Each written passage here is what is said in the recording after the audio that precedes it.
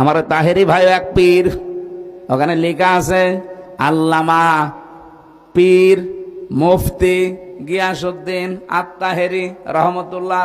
ও তো মরেনি, রহমতুল্লাহ বলা ঠিক হবে না, মাদ্দাজিল্লুহুল আলিয়া। এর কাছে যারা যায় ওকে কোনোদিন কোরআন শরীফ তুলে দেবে, কারণ ও নিজেই দেখি কোরআন শরীফ পড়তে পারে না। আমার কইছে আমি বলে কোরআন শরীফ পড়তাম পারি না, কইছিনি আলিফ লাম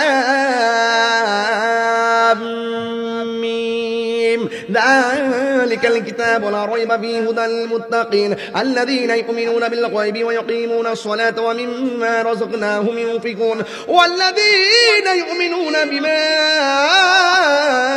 উনজিলা ইলাইকা ওয়া মা উনজিলা মিন ক্বাবলিক ওয়া বিল। আমি তো প্রতি ওয়াজেই কই যে বাবার আমি কারিও না হাফেজও না, আমার ভুল হইতে পারে, তুমি ধরাই দাও। যে হ্যাঁ যেমনি কইছে মনে হয় আমি কোরআন শরীফ জের জবর কোরআন শরীফ আলিফ বা তা পারি না, এমন ভাবে পাবলিককে ধোঁকা দিতে চেষ্টা করে।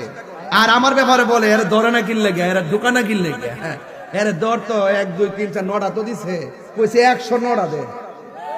আমরা সুন্নিদের হাতের কবজার দাম আছে।